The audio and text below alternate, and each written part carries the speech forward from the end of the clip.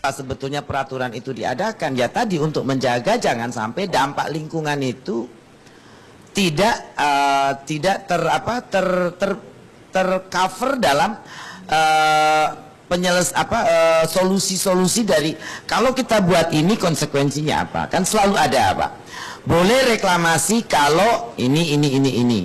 Nah setahu saya kalau misalnya pengembang itu akan membuat sesuatu, tentunya fasus fasom itu dan konsekuensi-konsekuensi dari pembangunan itu harus dibuat duluan. Yang kedua, di pesisir juga ada stakeholder para nelayan yang saya mengerti bahwa mereka tempat tinggal akan diganti, akan dapat rumah susun dan lain sebagainya. Akan tetapi nelayan juga punya livelihood, Pak, mata pencaharian. Nah ini kalau depannya sudah ditutup, mereka akan kemana? Tentunya ini harus jadi pertimbangan.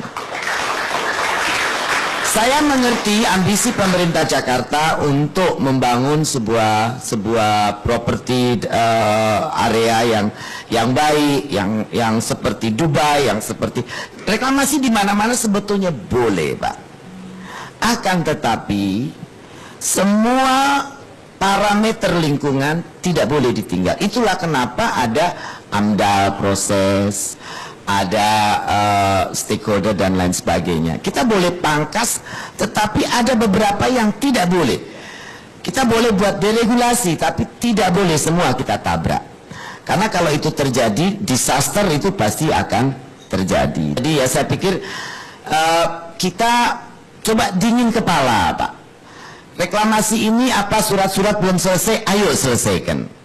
Tapi tidak berarti kalau ini belum selesai ini jalan terus, mesti ada postpone sebentar. Ya. Itu tadi rekaman atau kutipan dari Menteri Kelautan dan Perikanan kita, Ibu Susi, di acara Indonesian Lawyers Club yang lalu.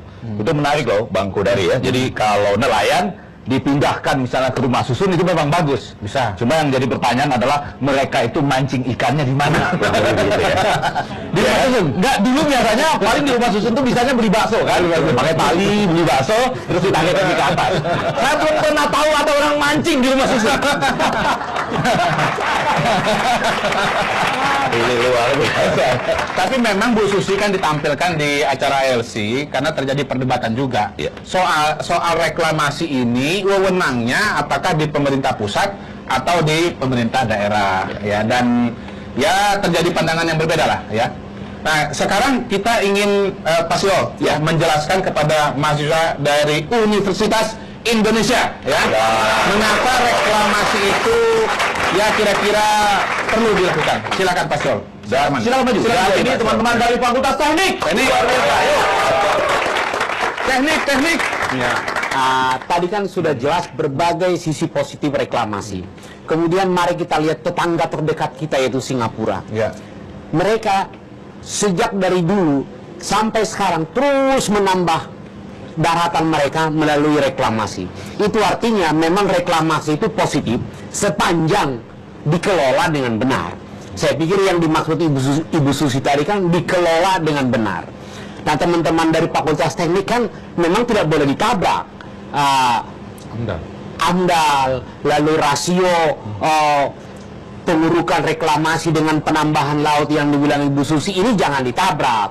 Juga bahwa kita memerlukan lahan baru tidak bisa menjadi pembenaran Pemda DKI untuk semena-mena memberikan izin. Seperti sekarang ini kita harus sama-sama clear bahwa izin yang dikasih Ahok baru izin reklamasi, belum izin pembangunan.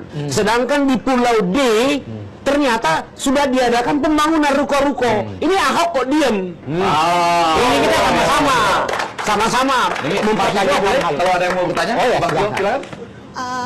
Ya, kepada Pak Sio, selamat malam. Saya Afi dari Teknik Perkapalan Universitas Indonesia. Teknik Perkapalan.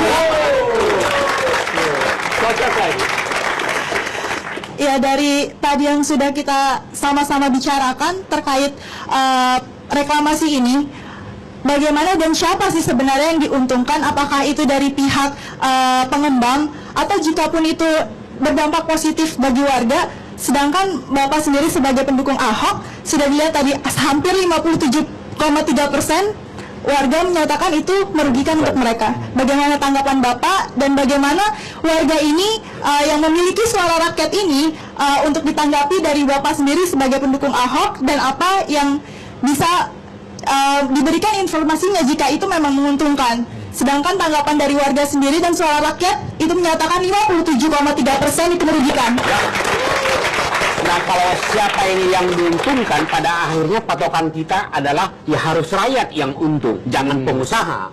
Maka apabila kompensasi yang diminta Ahok itu 5% dan 15% menjadi 20%, ini masih kurang, ya kita sama-sama tuntut lagi, kurang ini Pak Ahok, harus setengah nih buat rakyat gitu loh. Jadi kita jangan kasih cek kosong juga ke pemerintah, Ahok entah siapapun itu, yang untung harus rakyat. Lalu soal pembangunan dimulai dari daerah, tapi bukan berarti Pak Sony, bukan berarti pembangunan di pusat pertumbuhan itu nggak perlu.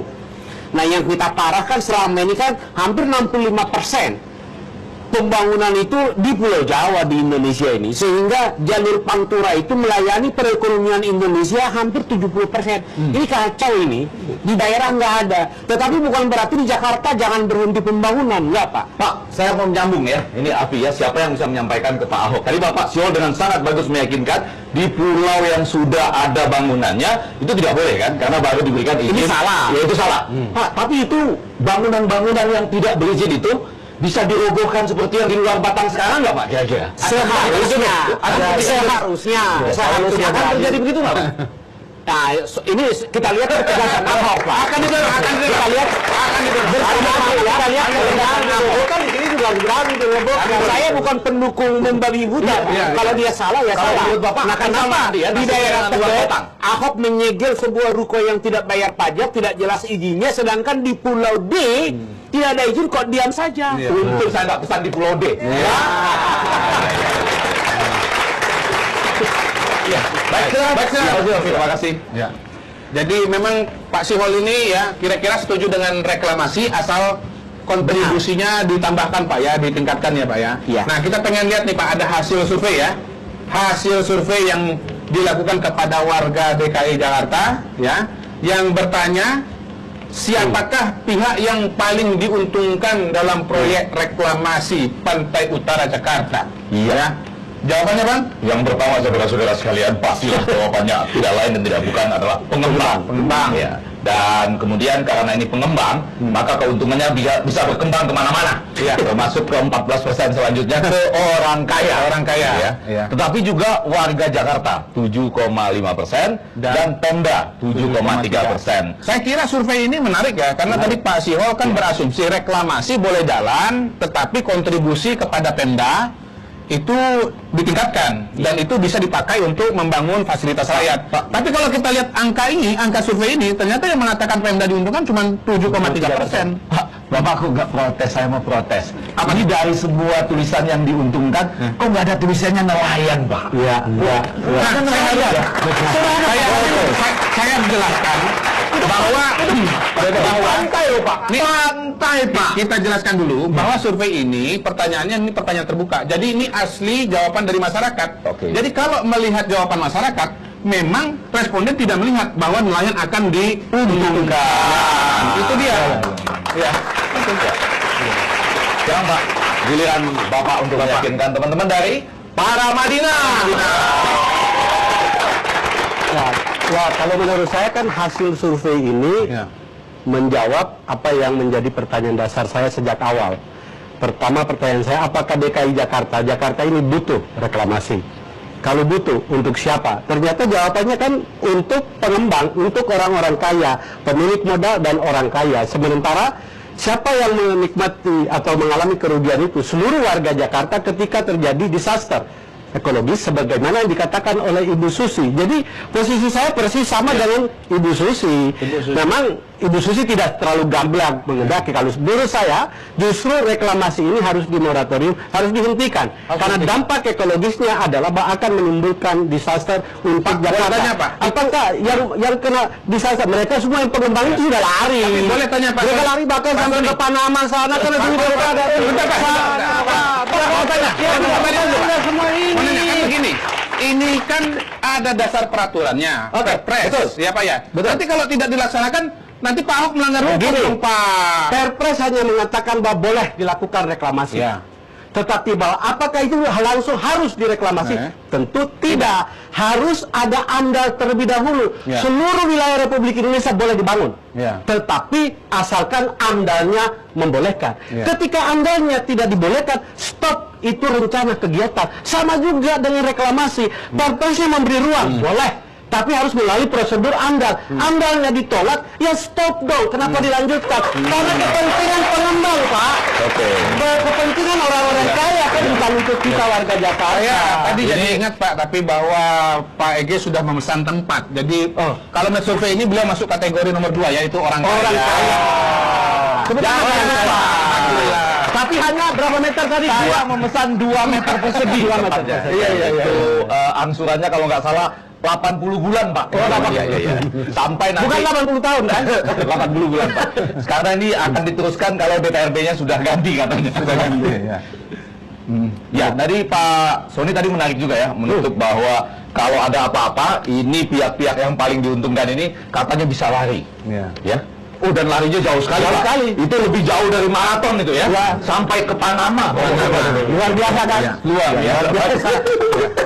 Tapi kita jangan lari dulu Bang Ege ya, karena kita harus break dulu dan nanti kita akan masuk lagi pada segmen berikutnya setelah pesan berikut ini.